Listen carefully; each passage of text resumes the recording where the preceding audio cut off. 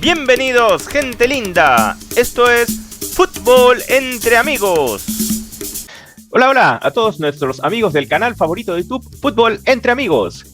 Hoy día vamos a comentar un tema que suele ser muy polémico, porque vamos a hablar de los 5 mejores porteros del fútbol colombiano. Para ello, tengo a 3 invitados que son netamente colombianos. Es el Club de la Salsa del Fútbol Colombiano. Tengo a Ricardo Betancourt, que es el panelista de nosotros de Fútbol entre Amigos. Tengo a Juan David Alvis, el emperador de la nueva generación de Deportes Tolima, Planeta Vinotinto, y Alejandro Chuaire, que también es redactor deportivo y nos acompaña hoy. Como dije, vamos a navegar sobre entre los porteros del fútbol colombiano, los mejores porteros, lo cual se nos formó una vasta lista de jugadores, de posibles candidatos que podrían estar entre los 5 mejores de todos los tiempos. Pero empezamos a descartar, como es lógico, algunos, ¿no? Pusimos en las listas, lógicamente, los mejores y queremos dar primero algunas menciones especiales de quienes no pudieron estar en este top 5, pero sin embargo también fueron grandes porteros de ese fútbol colombiano. Podemos mencionar entre los que consideramos en diferentes épocas a Zenén Mosquera, arquero del Millonarios de los años 60, también al maestro, al doctor Gabriel Ochoa Uribe, que jugó en los años 50 también, arquero de Millonarios. Julio El Chonto Gaviria, que tú lo habías mencionado, Juan David, tenías intención de darnos algún alcance sobre Julio El Chonto Gaviria. Bueno, básicamente el Chonto Gaviria hace parte de la escuela de porteros antioqueños a la que pertenece también Gabriel Ochoa Uribe. Muchos de pronto fuera de Colombia lo relacionan más con Cali, especialmente por su etapa gloriosa en el cuadro escarlata. Básicamente el Chonto Gaviria era un portero más o menos de 1,90 m, o sea, una muy buena talla para un portero. Tenía un saque bastante largo, tanto así que muchas veces con esas pelotas de vejiga de vaca le llegaba a la mitad de la cancha, pero tenía un gran defecto y era que era netamente atajador, no tenía manejo con los pies, cosa que aprovechaban algunos delanteros en esa época. Le tocó enfrentar quizás al mejor futbolista que ha pasado por el fútbol colombiano, que es Alfredo Di Stéfano, y digamos que esa era una de las ventajas que daba empezando en ese momento, si no estoy mal, en el Atlético Nacional y luego en su paso por Millonarios. Millonarios fue donde tuvo su etapa más gloriosa. Como reitero, era un arquero más atajador, más pausado a la hora de sacar, tenía potencia en el pie, sobre todo sacar desde el punto, y era de esos típicos showman, ¿no? De volar de palo a palo, de mostrar el gesto técnico a la hora pues de encajonar la pelota, o en algunas ocasiones pues de ser víctima, ¿no? De todos estos remates continuos que se presentan en el fútbol y que obviamente un arquero como él podía resolver. A partir de Chonto Gaviria empieza esta escuela, como le decíamos, con Gabriel Ochoa Uribe, que jugó en el América de Río de Janeiro en su momento como futbolista. También podemos hablar más adelante un poco de René Higuita y también de otros arqueros que pues están dentro de esta lista. Son muchos, porque eso hay que decirlo, compañeros. Colombia, a nivel de continente, es una escuela de arqueros. Y me atrevería a decir que del mundo, si no es por el hecho que, desgraciadamente, no hay títulos de peso fuera del continente americano para consolidar un poco más a todos esos grandes porteros que han vestido con honor la camiseta del fútbol profesional colombiano. Ahora, bueno, siempre haciendo este tipo de listas, unos quedan rezagados, quedan afuera, y otros que son más o menos los clásicos quedan adentro, del cual todo el mundo tiene un más o menos consenso que pueden ser considerados entre los top 5. Ricardo, ¿tú considerarías a estos que hemos mencionado, ¿no? En un escalón abajo de los que vienen, de los 5 top, o quisieras agregar algún otro en esta lista de menciones honoríficas? Bueno, yo solamente quisiera remarcar un arquero más de nuestros tiempos, que a lo mejor no portaba, no gozaba de un talento tan inmenso, sin embargo, se hizo grande en un capítulo especial que fue esa Libertadores conquistada por el Once Caldas. Hablo de nada más ni menos que Juan Carlos Henao, un arquero que, como lo reseñé en un inicio, de pronto no está tan bien valorado, referenciado como un arquero de esos que gozaba de grandes condiciones, pero en ese año y en esa Libertadores en especial, pues estuvo de pronto, se pudo estar de pronto a la altura de los mejores porteros del mundo en cuanto a rendimiento, porque la verdad marcó mucha diferencia y fue muy determinante para el logro de los Once Caldas en ese año. Creo que a Juan Carlos Henao, para considerarlo dentro de un top de repente, le faltaron años de regularidad a nivel top, creo. Entonces es por eso que de repente se queda rezagado en una segunda lista de mejores porteros, ¿no? ¿Considerarían ustedes también al Mono Navarro Montoya, por ejemplo, que aunque pasó toda su carrera en Argentina, la mayor parte de su carrera en Argentina, y lo vemos casi como argentino, él fue colombiano y jugó por la selección colombiana? Alejandro. Sí, correcto. El mono Carlos Fernando Navarro Montoya, como ya lo hablamos aquí en este video, fue un gran portero, indiscutiblemente, pero tuvo su mejor época en Argentina. Aquí tuvo una buena temporada con el Santa Fe y tapó 3 partidos con Colombia en las eliminatorias hacia México 1986. Indudablemente un excelente portero, no se le puede negar nada, sino que pues lo podemos considerar más que todo como argentino, aunque él nació en Medellín. Donde hubiera estado más tiempo en Colombia, seguramente le hubiera ido bastante bien. Y también que entró en una época en la selección Colombia en la que estaba emergiendo la figura de José René Higuita. Entonces era muy difícil quitarle la titular a José René Higuita después del año 86. Sí, bueno, Navarro Montoya también pudo haber sido considerado, digamos, creo que entre los 10 mejores podría estar, ¿verdad? Navarro Claro, Montoya, entre los 10 mejores.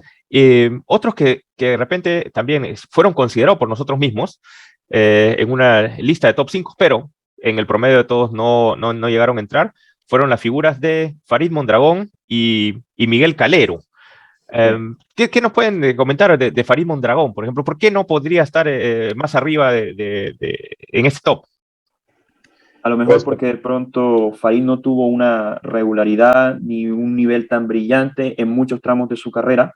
Vale, digamos, hacer un pequeño resumen de lo que fue.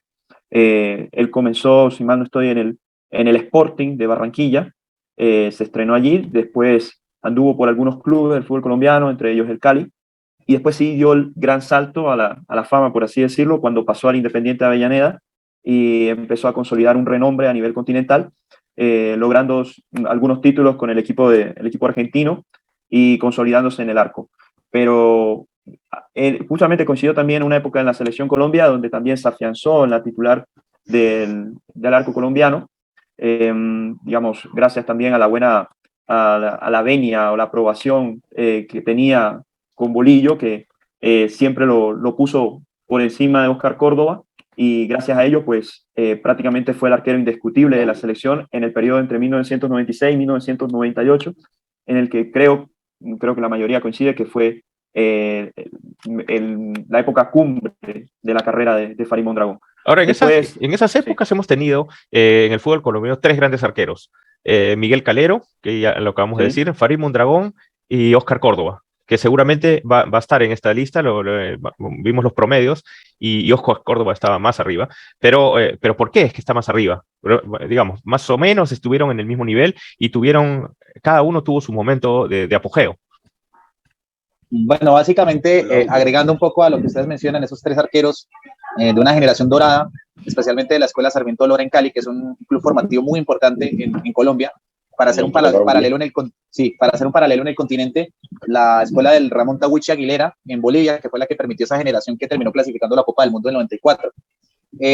Básicamente, digamos de los 3, porque los 3 son canteranos, tanto de la Sarmiento Lora como el Deportivo Cali, el de mejor figuración fue Oscar Córdoba, especialmente porque a Córdoba lo coge un proceso de afianzamiento y potenciación, estando primero en el Millonarios y luego pasando a la América de Cali, donde jugó la final de la Copa Libertadores del año 96, donde se le recuerda bastante por ese gol que le terminó cediendo a Hernán Crespo.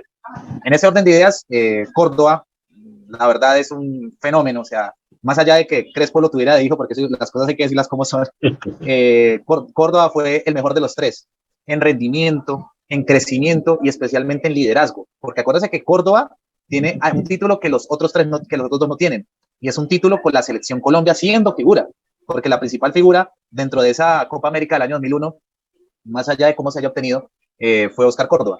Miguel Calero fue el portero. Sí, señor. Y obviamente Calero, gracias Alejandro, Calero es indiscutiblemente ídolo del Pachuca. Me imagino que es el ídolo histórico, porque allá se hablan de varios jugadores, pero especialmente Calero.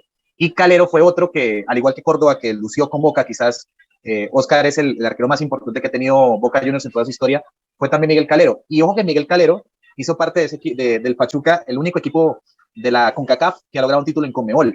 Entonces, son, digamos, varios puntos a favor. Lo mismo lo de Farid. Farid tuvo dos grandes épocas. Independiente de Avellaneda, donde fue indiscutiblemente el mejor arquero del fútbol argentino, y su época con el Galatasaray. De hecho, el segundo apellido de Mondragón es Ali. Entonces, tiene, digamos, algunas raíces con el país otomano que Turcas. no hay que despreciar. Exacto. Él es descendiente de árabes, se pronuncia Farid Camilo Mondragón Alay. Alay, exacto. Entonces, eso es una... Yo tengo sangre árabe, él es descendiente de árabes. Sí, esos son unos factores, por ejemplo, a agregar. Porque uno, por ejemplo, puede quedarse con muchos arqueros, pero para mí, porque yo lo viví, porque lo vi, porque crecí con él, porque lo he admirado desde que estuvo en Boca Juniors, sin gustarme obviamente el cuadro argentino, es Oscar Córdoba. Y una anécdota ahí para agregar, qué pena ahí me le meto. Muy seguramente Navarro Montoya todavía está buscando ese golazo que le hizo James Rodríguez padre en Ibagué. Ahora, bueno, tanto Farid Mondragón como Miguel Calero están en el puesto 6. Yo creo que es podemos darlo como empate, una mención honorífica a cada uno de ellos. Quería destacar que Mondragón fue el arquero titular de las eliminatorias para Francia 98, sí, mientras que Miguel Calero fue el titular para las eliminatorias del 2006. Bueno, en Copas Américas, Miguel Calero tiene muchísimo más presencia que Farid Mondragón en Copa América. Entonces, si hablamos de titularidad por titularidad, en el mismo periodo, creo que Miguel Calero podría estar un pasito sobre Farid Mondragón, a pesar de que Farid Mondragón brilló más en Europa, en el fútbol más rentado que Calero, ¿no? Sí, de pronto, pero a lo mejor yo considero que ese punto o ese nivel el que llegó Mondragón entre el año 96-98 y más específicamente lo que fue ese Mundial de Francia, yo pienso, honestamente, bueno, eso creo yo, que a lo mejor Calero no llegó a ese estatus que llegó en ese momento puntual de su carrera Mondragón, porque, a ver, yo creo que la mayoría de los colombianos todavía tienen su retina lo que salvó Mondragón el día del partido contra Inglaterra fue descomunal. Lo salvó de una monumental goleada. La verdad, iba de palo a palo, disparos a quemarropa, salidas a tiempo. Lo de Mondragón ese día fue sublime.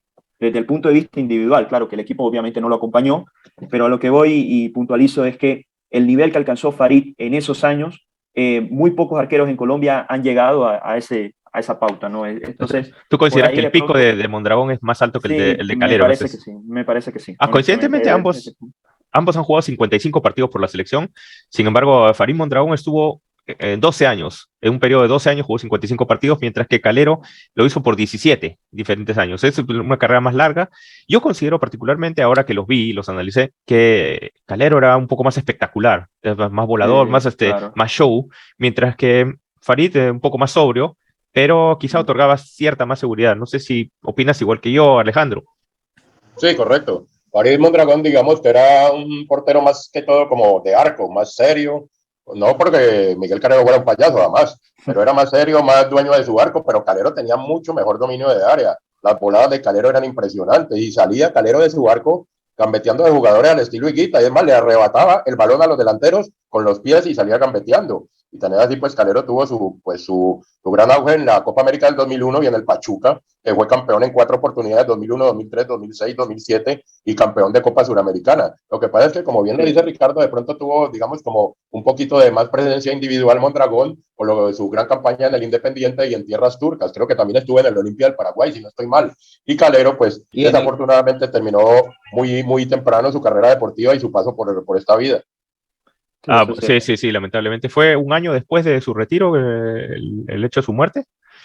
Sí, su trágica muerte, ¿no? Él falleció el 4 de diciembre del año 2012 y se había retirado, creo que se había retirado como en el 2008 en el Pachuca y era el entrenador de arqueros. Sí, eso sí, máximo ídolo del Pachuca, ¿no? Sin discusión alguna. Creo que varios amigos mexicanos nos podrían confirmar esto, pero también, bueno, para complementar un poco lo que dice Alejandro, a lo mejor el hecho de no irse a un club que sea de pronto mucho más afamado, más rutilante, no le dio la resonancia merecida a Calero a nivel continental, que a lo mejor tuvo Farid cuando pasó por Independiente. Ya sabemos lo que de pronto pesa mucho en el imaginario colectivo, que tú hayas trasegado de pronto por un club de gran renombre, como también pasó con Oscar Córdoba, que a posteriori terminó consagrándose en el Boca. pero de pronto esta oportunidad no le llegó a tiempo o en el momento oportuno a Miguel Calero y pues producto de ello de pronto se vio un poquito rezagado con relación a estos dos monstruos también que fueron Mondragón y Córdoba. Otra una cosa pequeña que... corrección. Sí, claro. Perdón, José, una pequeña corrección. Mondragón estuvo bueno en el Cerro Porteño en vez de en el Olimpia. Sí. Y brilló mucho en el Colonia de Alemania. Estuvo como Sí, 4 temporadas varios ahí. años, sí, me Sí, acuerdo fue muy bien. capitán también del Colonia y compartió con Lucas Podolski. Ahora, Sí, muy quizá otra cosa que queda en la retina quizá en favor de Mondragón es haber sido hasta hace poco, hasta el último mundial, el arquero más veterano en participar en una Copa Sí. del Mundo con 43 años y 3 días para hacer una fecha exacta, ¿no? 43 años y 3 días, Mondragón entró por David Ospina para participar de ese partido en el 2014. En aquel Casi partido contra un favor que le hizo Peckerman, ¿no? En Sí. ese partido. Para que Si no entonces... estoy mal, fue el partido el 4-1 con Japón en Cuyabá. Tremenda exhibición de esa selección. Creo que con Japón, ¿no lo fue que ese hizo- partido? Sí, fue con ¿Señor? Japón. En Con Cuyabá, Japón. correcto, como lo acaba de... De las selecciones sudamericanas, con el respeto, obviamente, pues sacando a Argentina y Brasil, que son equipos, bueno, y Uruguay, que son equipos celestiales, pienso que sería comparable lo que hizo Perú en el Mundial del 78, o incluso del 70. El 70 tenía mucho más juego, porque la verdad la exhibición de esa selección Colombia era tremendamente grato. Y bueno, una cosa, ¿no? Un chascarrillo. Muy bien, muy buen arquero, nuestro amigo Farid Mondragón ahí, pero como comentarista, Dios mío. Desastre. Como comentarista ahí. rebajó muchísimos puntos. Bueno, a ver, ustedes, ninguno de nosotros consideró a Farid Mondragón dentro de su top 5, mientras que a Miguel Calero sí. Miguel Calero fue considerado por ti, por Juan David, en el número 4, y en el número 5, considerado por Alejandro. Entonces, les otorgó cierto puntaje, pero como dije, no entraron en el top 5. Más bien, vamos a los que sí entraron, al número 5 de este top, que fue David Ospina. Es un contemporáneo, todavía está en carrera. David Ospina tiene el récord de internacionalidades, no solamente un arquero en la selección Colombia, sino el récord absoluto de presencias en todas las posiciones como máxima participación con la selección. ¿Qué nos puede comentar de él, muchachos? Pues te comento Bueno, yo que David David Ospina... Ospina, sí. Ah, Dale, Ricardo. Adelante, Alejandro. Sí, gracias. no, adelante, David Alejandro. Ospina, Primero la adelante. veteranía. Le damos el balón. muchas gracias. Sí, David Ospina, como bien lo dice José, es el portero que más actuaciones tiene con la selección Colombia, 121 partidos, desde el año 2007 hasta el 2022. Tuvo 4 temporadas con el Atlético Nacional, donde logró 3 campeonatos. Estuvo 6 años en el Niza de Francia. Estuvo 4 años en el Arsenal de Inglaterra, donde obtuvo 2 campeonatos de FA Cup. Y ahora en el Nápoles de Italia lleva 4 temporadas y se ganó una Copa Italia. Lo bueno de David Ospina es su rendimiento constante. Siempre ha tenido un enorme rendimiento. Siempre ha estado bien en todas las partes en donde ha estado y todavía se mantiene vigente. Esa es la gran capacidad de David Ospina, que también es muy dominador de área, muy dueño de su arco y muy ágil en el achique ante los delanteros contrarios.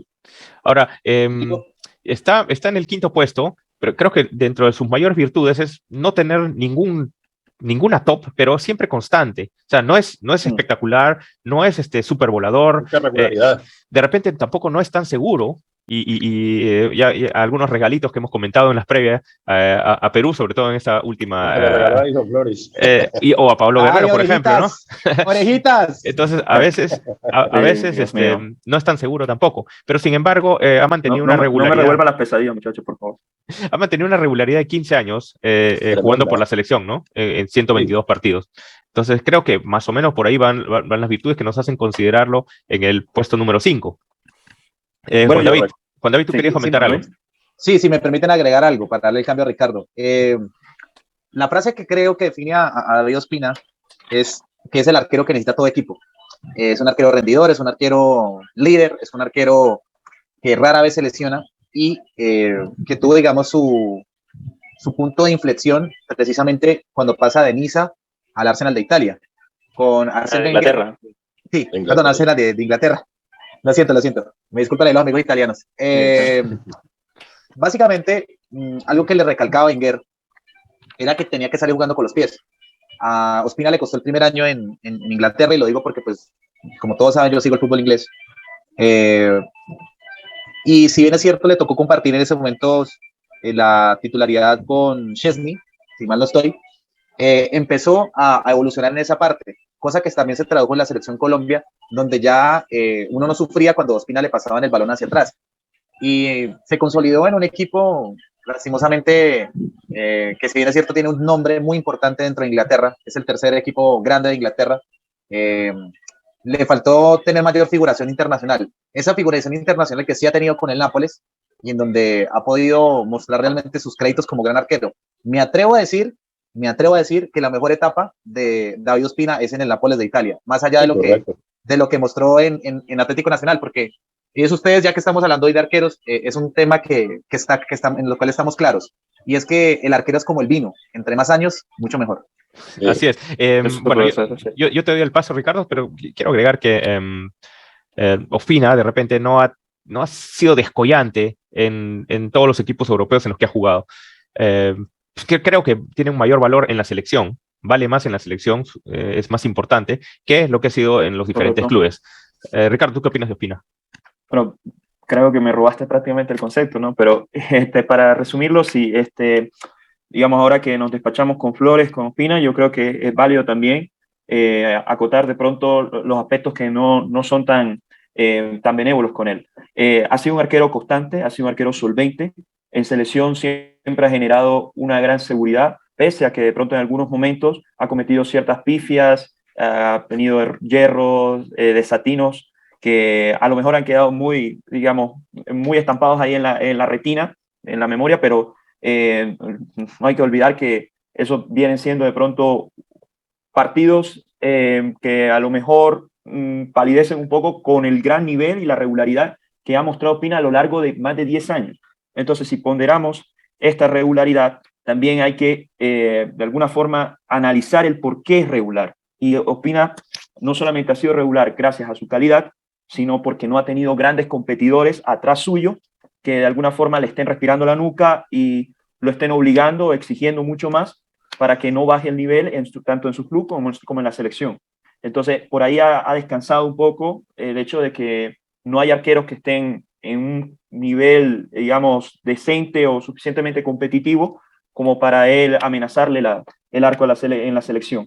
Y eso ha llevado que también haya logrado acumular estadísticamente una gran cosecha de partidos, siendo indiscutible y creo que rompiendo todos los récords con relación de pronto al rubro de porteros en la selección Colombia. Digamos, como hace un poco de años, Colombia no tenía este fenómeno de carencia de arqueros y Ospina es prácticamente la única mejor opción que tienen, ¿no? Ospina fue mencionado por todos nosotros dentro del top 5. 3 de nosotros lo mencionamos en la posición número 5, mientras que Alejandro lo mencionó en la posición número 3. Entonces, con sumadas estos puntajes que le hemos dado, Ospina queda en el lugar número 5 de este ranking. Vamos con el número 4, y el número 4 es un personaje muy divertido, uno de los arqueros más divertidos que ha tenido el fútbol colombiano. Me estoy refiriendo a José René Higuita. A José René Higuita, alias el Escorpión, o el Mosquetero, como le comenzaron diciendo, ¿no? En ese trío con Leonel Álvarez, Carlos El Pibe Valderrama y René Higuita, que tenían todas las melenas grandes, decían el trío de los Mosqueteros, ¿no? España. Así es. René Higuita, con 68 partidos, entre el 87 y el 99, hace una carrera en la selección de 12 años. Él es el único arquero colombiano considerado en la encuesta de la IFFHS como entre los mejores arqueros del siglo. Está en el 8º lugar. Yo creo que este 4º lugar está bien dado porque, si bien es el mejor colombiano considerado en el siglo por esta Federación de Estadística, nosotros le vimos algunas deficiencias. ¿Tu opinión, Juan David, sobre Higuita? Hermano, me hace acordar un partido en el San Paolo contra Camerún, en el momento en el que Higuita estaba exhibiendo su calidad individual, ¿no? Recordemos que no en vano Higuita era arquero libero. Higuita arrancó en el fútbol siendo delantero y él, por ganarse el puesto, terminó siendo arquero. Caso, digamos, de otros futbolistas en los cuales su posición original no termina siendo la misma en el profesionalismo. Higuita, de la escuela de Raúl Navarro Paviato, de la escuela de Loco Giorgetti y también de Néstor Hernando Arena, el argentino vasco que jugó también en el fútbol colombiano. Un arquero con muy buen dominio de área, atrevido, sagaz a la hora de salir con la pelota dominada y también, como todo arquero, con una gran plasticidad a la hora de atajar. Especialmente le iba muy bien Higuita en los tiros altos, donde pues podía exhibir la potencia de sus piernas y también la técnica a la hora pues de realizar las atajadas. Pienso que está en esa consideración, dado que con él en el arco, con ese equipo que tenía el profe Marroquín en el año 85, Colombia empieza a esa revolución deportiva que lo termina llevando pues a la Copa del Mundo de Italia 90, donde Higuita pues obviamente fue figura en esa etapa de clasificación, especialmente en el partido, me atrevo a decir que en el partido frente a Paraguay en Asunción, donde más allá del resultado, Higuita tuvo una actuación sumamente descomunal. También campeón de Copa Libertadores en el 89, siendo absoluta figura, referente del fútbol sudamericano. Desgraciadamente, digamos que a Loco lo mataban sus locuras, ¿no? Por ponerle una frase. Y precisamente, si él no fuera así, pues básicamente que sería otra persona, ¿no? Entonces, no sería Higuita, ¿no? No sería Higuita, es exacto, no sería Higuita. Recordemos que también él cede su lugar no solamente por la gran actuación en este momento de Oscar Córdoba y también de Farid Mondragón, sino por también un problema que tuvo en ese momento, bueno, problema no, digamos que una intermediación con el cartel de Medellín en una situación pues que requiere, digamos, otro espacio para tratar. Entonces, eso también le restó protagonismo que hubiera podido tener en la Copa del Mundo de USA 94 y de pronto en Francia 98, donde vuelve otra vez a tener ese nivel que lo llevó obviamente a la selección, pero que ya con las diferencias que tenía si no estoy mal, con el Bolillo Gómez, lo terminan relegando de la tricolor. Entonces, un personaje, la verdad, de René Higuita en todo su esplendor y además, que al igual que Miguel Calero tenía un plus, tenía gol. Porque recordemos que Calero también se animaba también a patear tiros libres, lo hacía muy bien. Higuita en su show tiene un gol muy recordado que es precisamente frente a River Plate, que termina llevando a Nacional de Medellín a la final de la Copa Libertadores. Ese golazo que narró pues el paisita de oro, Munera Isman, que es un relato, digamos, que de los más icónicos del continente. Ahora, Alejandro, tú mencionabas algunas anécdotas que tiene Higuita, sobre todo esta en la final de la Copa Intercontinental de Nacional, y un gol incluso de arco a arco, ¿no? Sí, un gol de arco a arco que lo hizo aquí en el campeonato colombiano, no recuerdo cuál fue el rival, pero indiscutiblemente José René Higuita, como ya lo habíamos reseñado también, en el año 85, ese gran suramericano que quedamos en el tercer puesto en el Paraguay y fuimos al Mundial de Rusia. Ahí brillaron Higuita, brilló el padre de James, de Wilson James Rodríguez, el delantero Felipe Pérez, después fallecido, brilló también Pepe Romeiro, Carlos Álvarez, Jairo Ampudia, en fin. Después en la Copa Libertadores de 1989, indiscutible valor para el Atlético Nacional, no solo por sus atajadas de penales, sino por sus tiros libres y sus goles también de penal. En esa Copa Libertadores, perdón que te interrumpa, Alejandro, en la Copa Libertadores, en la final contra el Olimpia, en el último partido que termina ganando Nacional 2-0, se van a la tanda de penales. Higuita una tanda de penales larguísima, 9 penales por equipo. Higuita termina atajando 5 penales.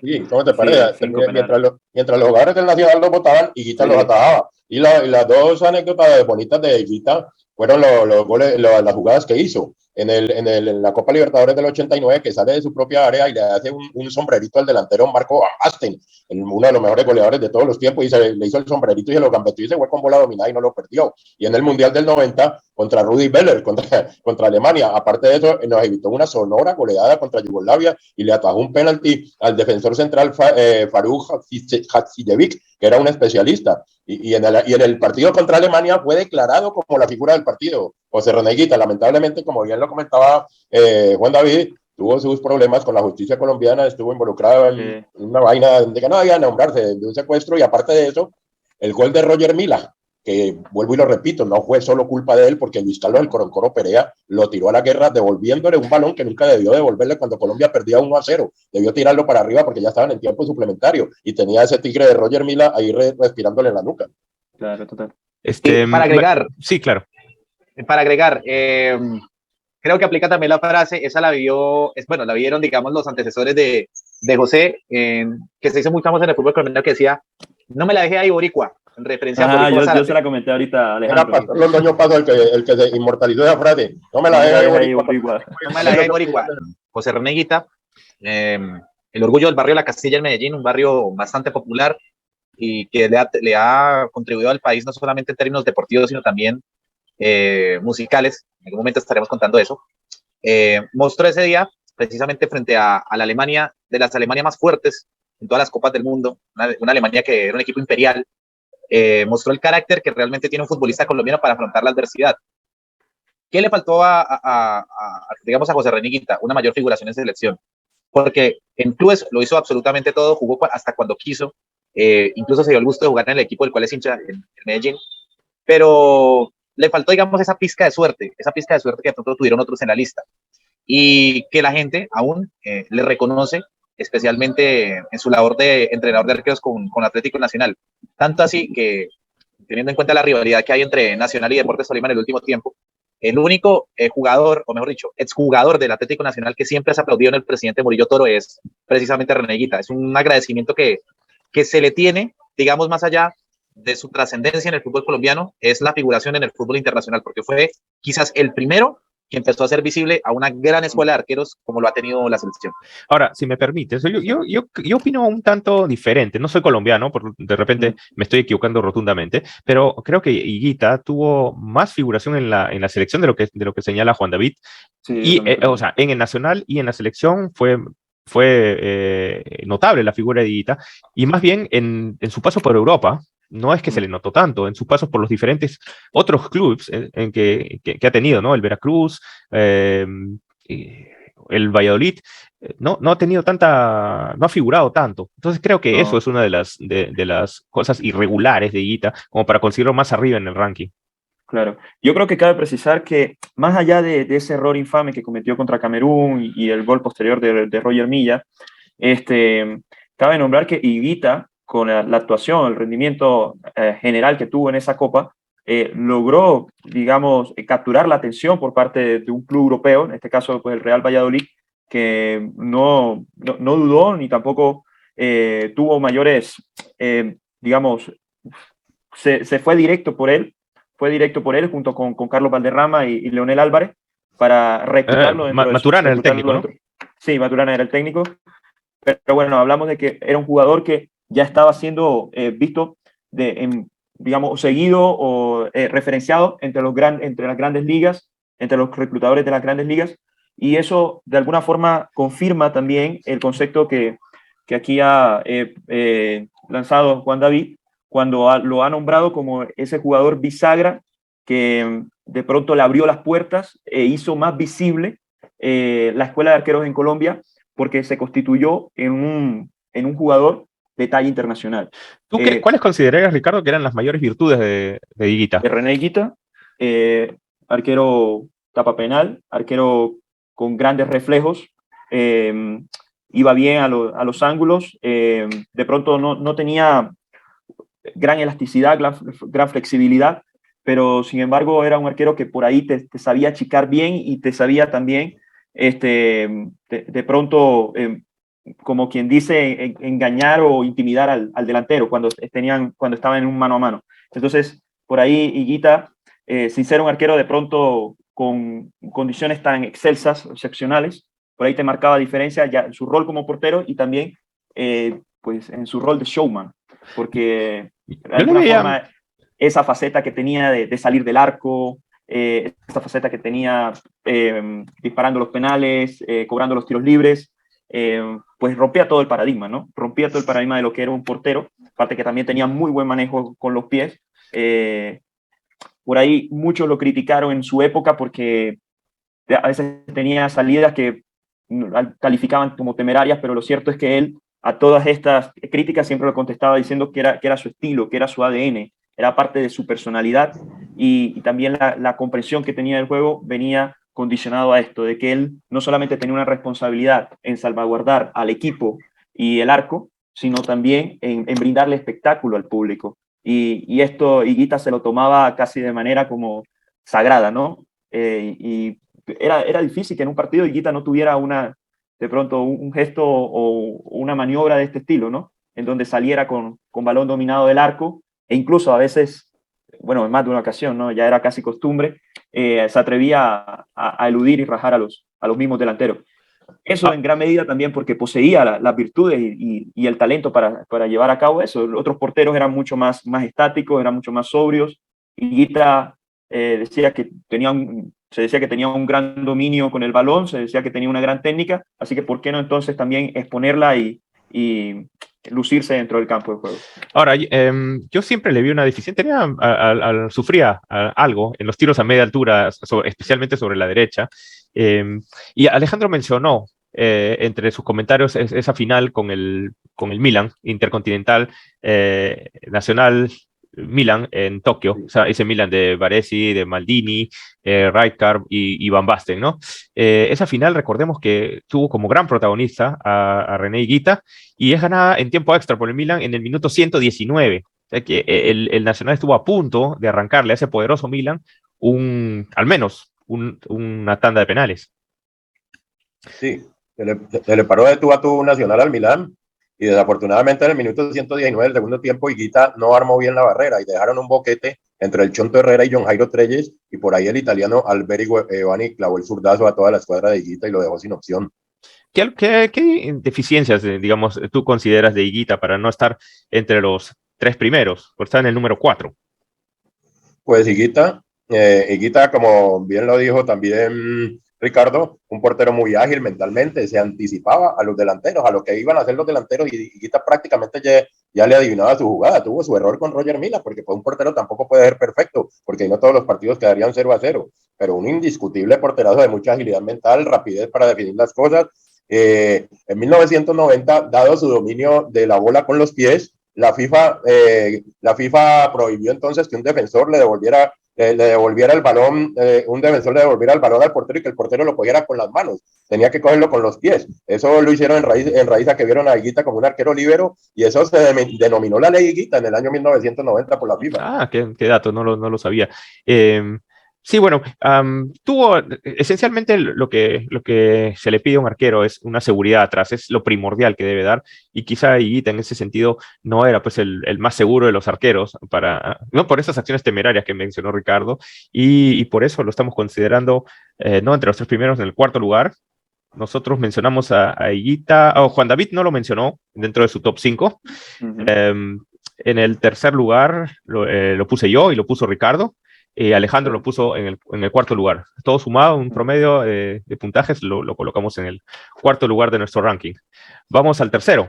El tercer lugar es un portero que lo conocemos muy bien en el Perú. Yo como peruano lo viví, lo conocí, porque se enfrentó muchas veces a nosotros, incluso nos hizo batallar muchísimo para conseguir algunos objetivos. Nos estamos refiriendo a Pedro Antonio Zape. Alejandro, tú lo viviste mucho más, quizá. Claro, yo vivía a Pedro Antonio Zape Jordán durante largos años. Yo iba todos los domingos al estadio. En esa época no había partidos los domingos, no había entre semanas. Y Pedro Antonio Zape Jordán fue denominado por la prensa suramericana como el portón de América. Era muy difícil hacerle un gol a Zape. Él llegó en 1966 al Cali y en el 69 debutó como profesional e inmediatamente salió campeón. Salió campeón en el 69, 70 y 74 con el Deportivo Cali. Alejandro, sí. Tengo el dato de que él, sin haber debutado en primera, fue llamado a la selección, ¿verdad? En el 67. Sí, fue llamado, pero a una selección juvenil suramericana en el año 67 sin haber debutado en primera. Y después de los títulos también lo obtuvo a pesar de que fue suplente de Falcioni en el 85 y en el 86 con el América. Tuvo 580 partidos en su carrera deportiva, de los cuales 469 fueron con el Cali, 64 con el América y 47 con la Selección Colombia. Se retiró en el 88 con América. Su gran defecto, como lo reseñé también anteriormente, era que no salía de su portería, como lo hacía Higuita, como lo hacía Calero, como lo hacía Córdoba, de pronto David Ospina. Se quedaba sembrado, pero era un gato completo felino, a pesar de que nomás medía 1,78, se estiraba lo que fuera y parecía, como también lo reseñé, como el muñequito de las tiras cómicas, Linterna Verde. Tenía una elasticidad impresionante. Enorme atajador de penales, en los achiques era insuperable y en las voladas de palo a palo ni se diga. Zape, para mí el mejor de todos los tiempos, respetando todas las opiniones. Había comentado de que nos hizo batallar a nosotros los peruanos, porque en la previa, antes de empezar a grabar, nos habíamos referido a los penales que le había atajado a Teófilo Cubillas. Sí. Casualmente, en la Copa América del 75 nos hace sufrir y le ataja un penal a Teófilo Cubillas, me parece en el último partido en Caracas, ¿verdad? Sí. Y en el último partido era el 2-0 a favor del Perú.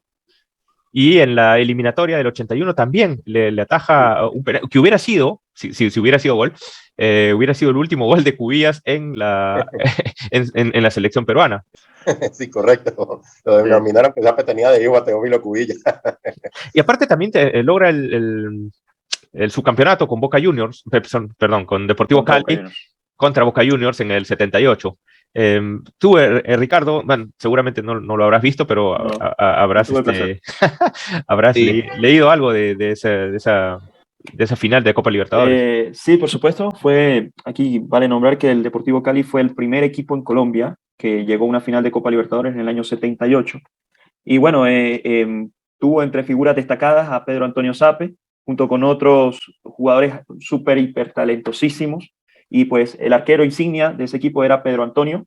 Y los que vieron a Pedro Antonio, tuvieron el placer de ver a Pedro Antonio como Alejandro, saben que era un arquero de unas condiciones magníficas, magníficas, que era muy dominante dentro de su hábitat natural, que era el arco, y que tenía unas voladas, tenía unas maniobras que generaban un gran asombro entre la tribuna y los espectadores, porque la verdad es que era en su momento, bueno, sí se describió que hacerle un gol a Sape era casi una hazaña, ¿no?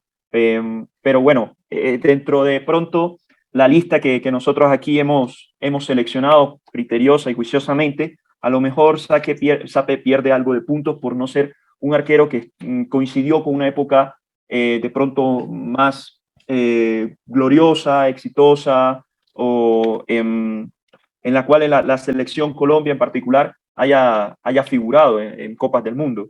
Entonces, de pronto eso le ha restado brillo, le ha restado mucho más notoriedad, porque no logró encumbrarse dentro de un gran torneo que vendría siendo la Copa del Mundo.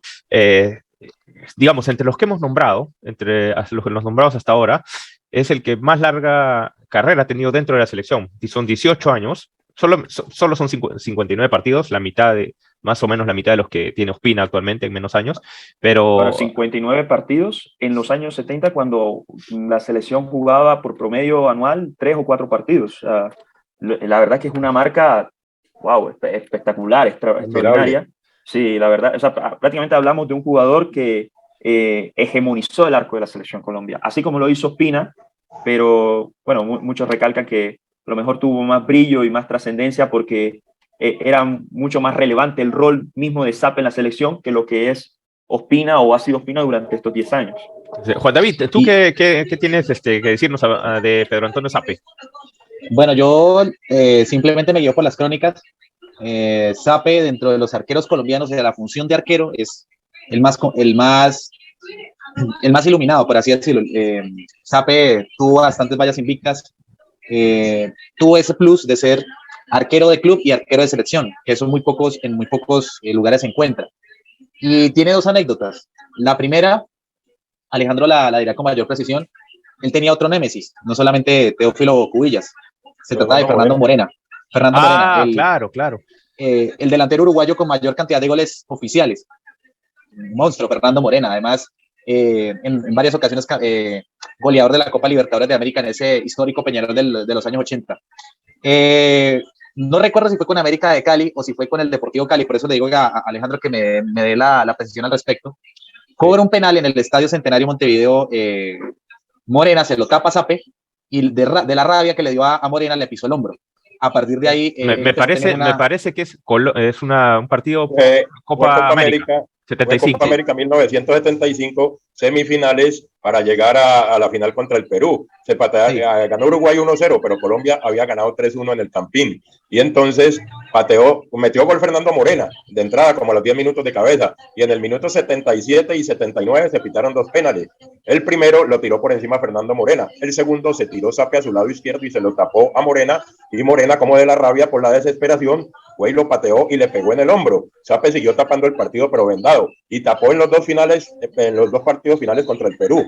Pero al cabo de un año, la lesión se le recrudeció y estuvo a punto de retirarse del fútbol por esa lesión de hombro que le propinó Fernando Morena. Sí, básicamente ya después del 75 él empieza a bajar en su rendimiento. Él no volvió a hacer el mismo porque jamás se volvió a tirar al lado izquierdo por esa lesión. Sí, y digamos tenía esa plasticidad del arquero, el dominio del área, pero obviamente era muy timorato a la hora de como usted lo decía, de caerse por ese sector. Él quedó tocado ahí. Sí, y dentro, digamos, de los anagramas del fútbol por esa lesión. Sí, dentro de los anagramas románticos del fútbol, especialmente el fútbol colombiano, Sape es el arquero que siempre se menciona, es el arquero de cabecera, por encima del Chonto Gaviria, por encima de Gabriel Ochoa Uribe, por encima de David Ospina, por encima de de todos los grandes arqueros que hemos mencionado en esta lista, Sape es el referente, no solamente de esas generaciones doradas del fútbol colombiano, sino también de los amantes del buen fútbol, porque más allá de otra cosa que hace un arquero, evitar los goles. Y la poesía de los arqueros está en las atajadas y también en los achiques. Bueno, Sape quedó, yo lo voté como cuarto lugar, como Ricardo también. Juan David lo votó en el segundo lugar, mientras que para Alejandro es el número 1. Todo promediado, nos salió el número 3. Vamos con el siguiente. Y el siguiente es el gran arquero que brilló más que nada en Boca Juniors, en Copa Libertadores sobre todo, y que es quizá el único arquero que tiene un título, es el único arquero que tiene un título con la selección de Colombia, es la Copa América del 2001. Me refiero a Oscar Córdoba. Ricardo, cuéntame de Oscar Córdoba, que tú lo debes haber gozado muchísimo. No gocé tanto Oscar Córdoba, más bien empecé a ver fútbol ya en su ocaso, pero sí, bueno, todavía estaban frescos en ese momento los títulos conseguidos con el Boca, y bueno, la figura de Oscar Córdoba en una época que además era mucho más mediática, en una época además donde había mucho más prensa, donde ya hay más prensa, donde de pronto coincidió con un momento mucho más favorable también a nivel de selección, pues representó uno de los grandes baluartes, uno de los jugadores con mayor renombre y relevancia en el plano internacional, y de esos jugadores que de alguna forma portando imaginariamente pues la bandera de la selección Colombia, enorgulleció con sus títulos y sus conquistas en el Boca a todo el país. Entonces tenemos un jugador que de pronto en los rubros, en los ítems de logros internacionales y también en lo que tiene que ver con la selección Colombia, más allá de que de pronto Alejandro no coincida mucho, rindió de manera sobresaliente, logró en varios tramos ser titular indiscutido de la selección y lograr ante todo pues el título de la Copa América del 2001 con la valla invicta. Entonces yo creo que todos estos vienen siendo ya argumentos de peso para enaltecer y encumbrar a don Oscar Córdoba en lo más alto, pero creo que precisando también de que no era digamos un nicho de virtudes, porque tenía ciertas falencias y defectos que a lo mejor en ciertos partidos, ciertos pasajes y momentos de su carrera eran muy notorios, ¿no? Él, por ejemplo, nunca supo cortar balones aéreos, le costaba mucho ir a los tiros de esquina a sacar los balones, y bueno, esto él repercutió muchas veces que tuviera fallos garrafales en momentos cruciales, como fue de pronto la Libertadores, la final de la Libertadores del 96 con el gol recordado de Hernán Crespo. Se le puede achacar todo esto, pero bueno, en el balance general, en la balanza total, pues sin duda lo de Oscar es extraordinario y merece estar en este ranking, y por qué no, de pronto yo me atreví a ponerlo en el número 1 por la trascendencia que tuvo ya como figura indiscutida a nivel internacional, pero bueno, pienso que esto es lo que se tiene que ponderar ante todo, ¿no? Pese a sus errores. Alejandro, tú no lo consideraste entre los 5 primeros, ¿no? ¿Qué te llevó? ¿Qué te llevó? Pues me llevó a que su paso por Colombia no fue muy diciente. Estuvo en el Atlético Nacional, en el Deportivo Cali, en Millonarios y en el Nacional Cali Millonario de América. Sin embargo, le salió campeón. Ahí en la selección Colombia retomó buenas con malas, tuvo un partidazo en el famoso 5-0 contra Argentina, que cuando el partido iba 2-0, le agarró 3 balonazos impresionantes a Batistuta, que el mismo Batistuta, el güey, le dio la mano en un córner, donde ese partido los locutores decían, se pongan 2-1, otra hubiera sido la historia. E indiscutiblemente, pues en el Boca Junior brilló demasiado. Obtuvo 2 Libertadores y una Copa Intercontinental, pero yo no lo encasillé entre los 5 primeros, para mí más bien está en el 6º lugar, porque también, como bien lo dijo Ricardo, era flojo como por lo alto. Mira ese gol que le metió Hika Hagi en el Mundial del 94. Y el tercero salió a cazar mariposas y le pegó en el cuerpo y se la metió Florín Raduchú. Y el gol de Jorge Hernán Crespo, que salió a buscar una bola casi hasta el lateral y desde allá se la enchuspó Crespo. Entonces, por eso no lo encasillo. De todas maneras, indiscutiblemente, un gran portero por todos los logros que obtuvo en el Boca Junior. Ahora, digamos, a nivel de títulos, creo que Oscar Córdoba es el más laureado del fútbol colombiano. No solamente la Copa América, sino que con Boca ganó 2 Copas Libertadores, Copa Intercontinental, que debe ser pues uno de los mayores logros de un arquero colombiano a nivel de clubes, la Copa Y le Intercontinental. ganaron al Real Madrid. Exacto, le ganan al Real Madrid. En la Copa, en las dos Copas Américas del Boca Juniors, en la del 2000 y 2001, se convierte en figura trascendente en las tandas de penales, porque ambas fueron definidas por penales, ambas finales, y Córdoba ataja entre 2 a 3 penales en cada una de las definiciones. Entonces, no solamente tenía pues, las virtudes de los reflejos, grandes reflejos, una gran ubicación, un gran achique sobre todo, y también era penalero. Juan David, ¿tú qué impresiones tenías de Córdoba? Pues aquí yo opino con el corazón, así como lo hizo Alejandro con Sape. Yo de Córdoba no tengo nada más que decir. Córdoba y Chilaver, mis dos grandes arqueros favoritos. Les debo los momentos más lindos de mi infancia, especialmente a Córdoba en ese título que pudimos celebrar en la Copa América. Vi al mejor Córdoba, me quedo con Córdoba, más allá de sus errores en la Libertadores del 96, en la Intercontinental del 2001, donde Pero una Miguel mala Calero salida... de la Copa América, Juan David. Perdón. Me quedo con ese Córdoba de Boca Juniors, perdón, disculpen ustedes.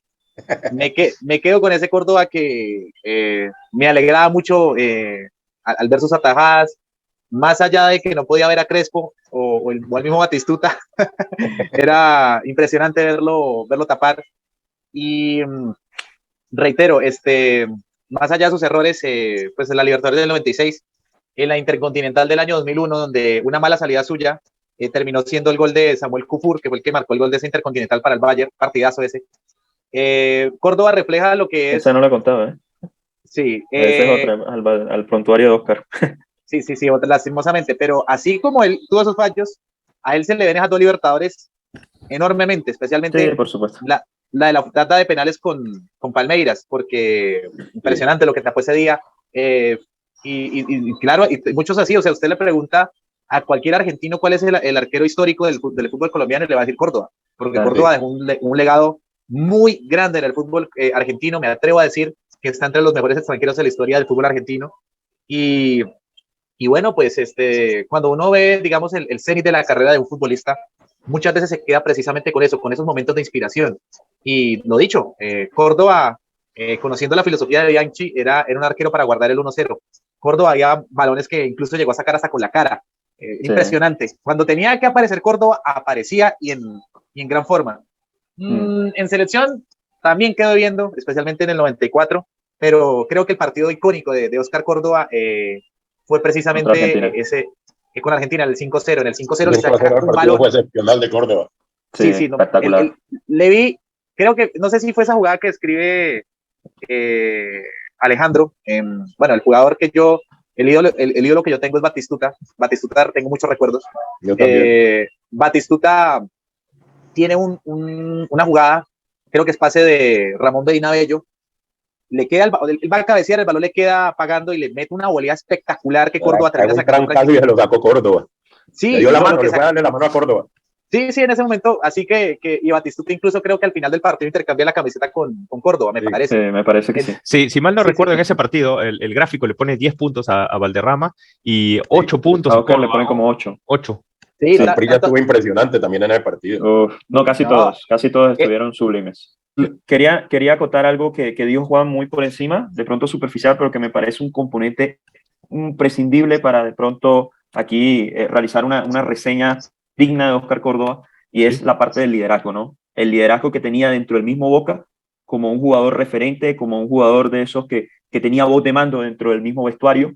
Se compartía de pronto ese mismo liderazgo, esa misma capitanía, entre comillas, con Jorge Bermúdez, pero eso marca de pronto lo que era Córdoba más allá de como jugador. Bueno, hablamos de liderazgo y de la capitanía, de esa ascendencia que tenía sobre el plantel Oscar Córdoba, pero ahora de quien vamos a hablar es de alguien que tenía también la misma ascendencia, que también fue capitán de una selección colombiana en un mundial, y es el número 1 de nuestro ranking. El número 1 es nada más ni nada menos que se va el Caimán, se va para Barranquilla. Efraín el Caimán Sánchez. Alejandro, te dejo el placer de comenzar tú con Efraín el Caimán. Muchas gracias. Comienzo con Efraín Elías el Caimán Sánchez. Yo, pues, cuando ya el Caimán se estaba retirando, años 64 y 65, estaba muy pequeño. Su mejor época no la viví porque no había nacido, pero como he estado también relacionado con exjugadores de la época y con ilustraciones, me hice un muy buen formato de Efraín Elías el Caimán Sánchez, que su verdadero nombre, su padre era de Curazao, su verdadero apellido era holandés, que no lo pronuncia nadie, CJNDJE. Y él algo más o menos como Sinjet. Sí, y él se lo hizo cambiar por Sánchez, algo de lo que más se pareciera. Y el segundo apellido de la madre era Emers. Y resulta que el notario se equivocó y le puso como segundo apellido Casimiro, que era el padre del abuelo materno. O sea, que terminó siendo otra persona totalmente distinta. El Caimán fue el segundo jugador colombiano en irse al extranjero, a tierras de Argentina. El primero fue Roberto Meléndez en los años 30, 34, 35. El Caimán llegó a San Lorenzo en 1948, como ya le había dicho a José. Estuvo del 45 al 46, 8 meses parado y casi se retira del fútbol. Y alternó al lado en ese gran equipo de San Lorenzo de Ángel Peruca, de Ferro, de René Alejandro Pontoni, de Héctor Escarone, de Colombo y de Fernando Walter, el goleador que vino aquí a Colombia, que estuvo en el Deportivo Cali, gran goleador uruguayo. Y el Caimán Sánchez, sus principales características fue que tenía una agilidad tremenda, una elasticidad, excelente saque al estilo Oscar Córdoba y un gran liderazgo en el terreno de juego, también como Oscar Córdoba o como digamos como David Ospina, pero el defecto que tenía el Caimán era el defecto entre comillas, porque era un porterazo, el mismo de Pedro Antonio Sapi, se quedaban sembrados en el arco y no salían a dominar su área, pero debajo de los 3 palos, insuperable. Su campaña en el Medellín fue la mejor campaña, que quedó 2 veces campeón en el 55 y en el 57, y en el 64 fue campeón como técnico y jugador al mismo tiempo en Millonarios. El Caimán Sánchez indiscutiblemente tiene que estar entre obligado entre los 3 primeros porteros del fútbol colombiano de toda la historia. Y para nosotros es el primer lugar, como tú dijiste, juega en San Lorenzo y coincide en la época de Di Stéfano también. Incluso el mismo Di Stéfano decía que era... Di Stéfano dijo que era el mejor portero que había enfrentado. Exacto. No le puede dar nunca ni un gol. Exacto, el mejor portero que había enfrentado Di Stéfano, y estamos hablando ya de palabras mayores. De grandes cosas. Es impresionante. Grandes ligas, como ya han dicho. Jugó en el... un super monstruo. Jugó en el 61 en la eliminatoria, contra Perú, casualmente. Y nuevamente los colombianos nos arruinan la fiesta y gracias al Caimán Sánchez, ¿no? Gracias al Caimán Sánchez nos sacan del Mundial de Chile. Y pues bueno, a la historia la dejo que se la cuenten ustedes, muchachos que son colombianos y la deben haber vivido más, o lo que ha llegado a ustedes debe ser más encantador de lo que llegó a mí. Con el respeto, Ricardo, el Caimán es el primer jugador de élite de Colombia, y estoy hablando que en esos tiempos estaba Marino Klinker, estaba Delio Maravilla Gamboa y estaba el propio Roberto Meléndez. ¿Por qué es el primer jugador de élite? Muy fácil, fue a jugar a un San Lorenzo que en ese tiempo era uno de los equipos icónicos de Argentina. Fue figura, fue campeón, vino al fútbol colombiano, se mantuvo con un rendimiento bastante alto y fue el jugador que marcó el norte junto con el maestro Pedernera de lo que terminó siendo el fútbol profesional colombiano, porque clasifica siendo jugador al Mundial de Chile, siendo figura. Mira que dice la larga historia que nomás tuvo 5 o 6 partidos flojos en toda su carrera deportiva, en la extensa carrera deportiva. Entonces, imagínate la gran constancia y regularidad del Caimán. Es que es tanto así. Debió haber sido con Yugoslavia, ¿no? Sí. El 5-0 en el Mundial. Incluso fue figura en el partido con Yugoslavia, si no le hubieran metido más, ¿no? Sí, si no le hubieran metido 10. En cuanto al Caimán Sánchez, es un jugador que, sin lugar a dudas, dentro de las tertulias es materia obligada para los que realmente queremos conocer la historia del fútbol colombiano. Como arquero digamos, sería una falacia decir que lo vi, porque yo no lo vi, pero sí tengo muy buenas referencias solamente de lo que nos permitió entender y conocer de lo que es el fútbol realmente del alto rendimiento. Como arquero, como jugador, los datos de que fue un fenómeno, fue extraordinario, ¿no? En cada club que pasó. Es que por eso mismo yo creo que la frase de Stéfano está más que clara. Fue el mejor arquero que yo enfrenté. Entonces, no le puede dar nunca ni un gol. Si lo dice Di Stéfano, que es prácticamente uno de los 4 mejores jugadores del mundo de toda la historia. De todos los tiempos y el más grande que pasó por el fútbol colombiano, entonces creo que está más clara la referencia. Lo dicho, el fútbol colombiano no tuvo esa visibilidad en los años. Uno de sus momentos icónicos, donde ese recordado partido, me imagino que en Colombia lo recuerdan mucho, ese 4-4 con Colombia casi perdemos, el CCCP. Con Colombia casi perdemos, sí. Bueno, comenta la anécdota, Ricardo. Bueno, quería agregar otro dato importante, significativo, aunque, bueno, aquí, modestia aparte, pues quiero brindarlo. Nació en la cuna del fútbol colombiano, Efraín Caimán Sánchez, en Barranquilla. Y bueno, empezó su carrera si mal no estoy, en Junior. Bueno, anduvo por muchos clubes en Colombia donde El Caldas. logró, donde se dice que de pronto marcó más diferencia porque estuvo más años, fue en el Independiente Medellín. Pero también cabe agregar y remarcar lo que acotó Juan David. Perdón, Ricardo, tuvo inicios en el Millonarios, en la tercera de Millonarios, y de ahí pasó al Caldas, en el 46. Tenía entendido. Sí, bueno. Al Deportes Caldas, ¿no? Porque eran 11 Deportivo y Deportes Caldas. Después se Estuvo en fusionaron el equipo de Barranquilla, La Fortuna, y estuvo en el Cali. Estuvo en el Sporting. Corrígeme si me equivoco, Alejandro. ¿Estuvo en el Sporting? El equipo llamado La Fortuna. La Fortuna. En el año 46. Era la misma ficha del Sporting. Fue el Sporting.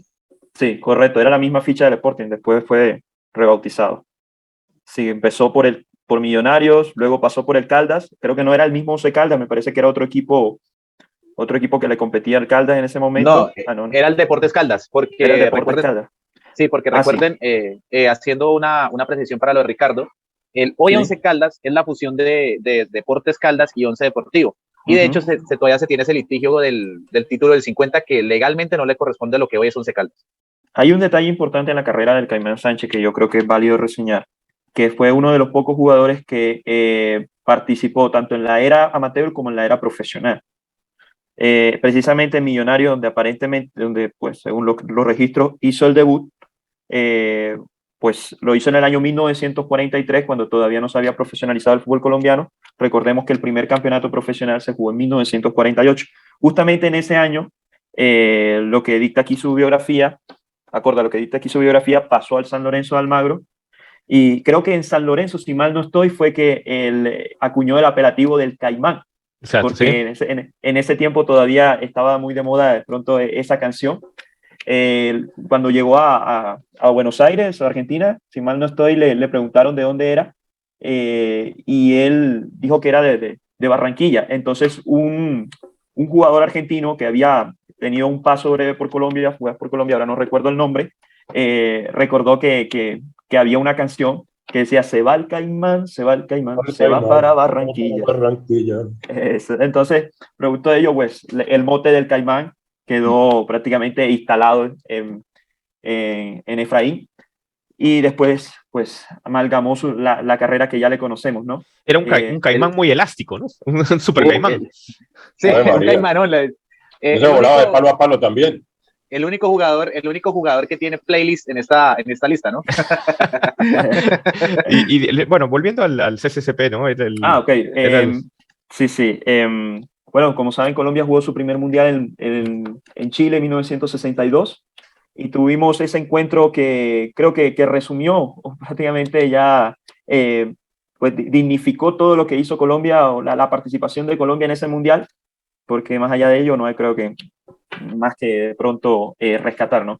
Los otros dos resultados fueron contra Uruguay 2-1, una derrota. 2-1 contra Uruguay y 5-0 contra Yugoslavia el último. Así y es. contra la URSS. Lo normalizamos contra Yugoslavia. Sí. Contra la URSS, que en ese momento, vale rescatarlo, perdona Juan, era una de las grandes potencias europeas, uno de los equipos de selecciones de mayor prestigio. De hecho, en el año 1962 todavía portaba si mal no estoy, había sido campeón de Europa en el año 1960, no, corríjame si me equivoco. Sí. La URSS, fue el primer Rusia de campeón Yashin. europeo. Definitivamente el Caimán Sánchez fue figura indiscutible de ese día, y especialmente la arenga, ¿no?, que hicieron con Pedernera en el vestuario, donde les dijeron: no vinimos al Mundial a participar, venimos a competir. Correcto. Bueno, y en ese partido contra la URSS tenía nada más ni menos que en el otro arco al renombrado mejor arquero de la historia, ¿no? La araña negra. Ahora, donde irónicamente recibe un gol olímpico en ese partido. El gol olímpico de Marcos Gol. Claro. Sí. Y cualquiera que de pronto ve el gol y lo analiza con juicio pensaría que de pronto también fue un error del defensa, pero como decimos aquí en Colombia, nadie le quita lo bailado, y todavía Marcos Gol sigue siendo, a la postre, para la historia de los mundiales, el único jugador que ha realizado gol olímpico en todos los mundiales. Ahora, Sí. lo de con Colombia casi perdemos, para explicarlo un poco, era que ellos llevaban la CCCP, los rusos llevaban, Sí. la Unión Soviética llevaban la Eso se lo inventó CCCP, el locutor inscrito en la... brasileño Edgar Correa, el mejor locutor. Con Colombia casi perdemos, fue el que se inventó la frase CCCP. Sí, sí. Colombia casi perdemos. Y básicamente, pues, digamos que ese fue un partido icónico porque las dos figuras del encuentro fueron Ponedelnik, que la traducción del ruso al español el lunes, y Key, obviamente el Caimán Sánchez, fueron las dos grandes figuras del encuentro. Bueno, entonces el Caimán Sánchez para nosotros es el mejor portero de la historia del fútbol colombiano, para nosotros 4, en promedio. Pues les voy a decir cómo fueron sus resultados. Fueron 3 segundos lugares, en verdad, y un primer lugar otorgado por Juan David. Juan David le dio el primer lugar al Caimán Sánchez, mientras que nosotros, los otros 3, le dimos el segundo lugar. Segundo lugar. Todo promediado para nosotros, deja un ranking como el que les voy a decir en este momento. El primer lugar, Efraín el Caimán Sánchez. El segundo lugar es para Oscar Córdoba.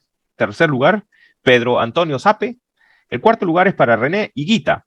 Y el quinto mejor portero de la historia de Colombia es David Ospina. Bien, creo que ha sido un programa muy ameno, con muchas anécdotas. Hemos hablado extenso de estos grandes porteros, y les doy las gracias por haber participado hoy día con nosotros. Juan David, gracias por participar hoy. Tus palabras finales, si es que quieres decir algo.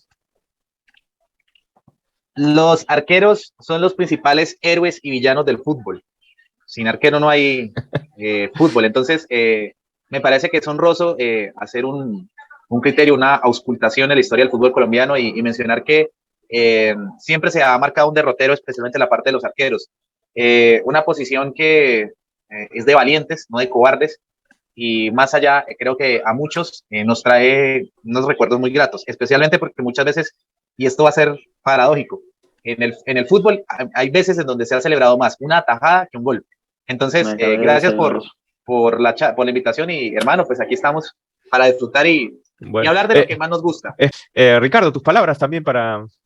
Después de... No, bueno, primero que todo, un agradecimiento a todos. La verdad me place y es un gran honor haber compartido con este extraordinario panel una charla muy amena, muy productiva sobre fútbol histórico, y en especial porque tocamos, creo que, digamos, el tema de los porteros en Colombia, que han dejado una huella, y creo que imborrable, y que han sido, como tratando de parafrasear lo que dijo Juan, los máximos autores de las alegrías y desdichas que hemos tenido que contener y sobrellevar en el fútbol, ¿no? Pero que al final le dan color a este lindo deporte, ¿no? ¿Qué sería el fútbol sin los porteros, no? Toca un poco el corazoncito de cada uno de ustedes. Claro. Alejandro, gracias también por estar por primera vez con nosotros. Espero que puedas estar y participar más veces. Tus palabras finales. Muchas gracias, José. Un gran abrazo y abrazo para Juan David y para Ricardo. Fue muy ameno toda esta charla y fue un honor para mí. Mis palabras finales, así como lo decía Juan David, que el puesto del arquero es de los más ingratos del fútbol. El puesto del arquero es tan ingrato como la profesión de profesor de primaria, que les toca matarse años y años de estudio para estar aguantando pelados repelentes. El portero, eso dice un dicho, y el portero, así haya tenido 100 buenas y una mala, lo condenan por una mala. Y fiel testigo de eso son René Higuita y ahora David Ospina. De todas maneras, muchas gracias a todos, muy ameno esto, abrazos grandes para todos y muchas gracias, José. No, gracias, he contado con 3 grandes colombianos que han hablado de lo que más les apasiona, del fútbol de vuestra tierra, y les agradezco por ello. Ya saben, si a ustedes les gustó el programa, compártanlo, denle like sobre todo, y también suscríbanse a nuestro canal, que tiene mucho más fútbol histórico para ustedes. Bueno, con nosotros será hasta una nueva próxima emisión de un programa con fútbol histórico. Les agradezco la presencia, muchachos, y será hasta la próxima. Chao, gracias. Chao, muchas gracias. Abrazo para todos.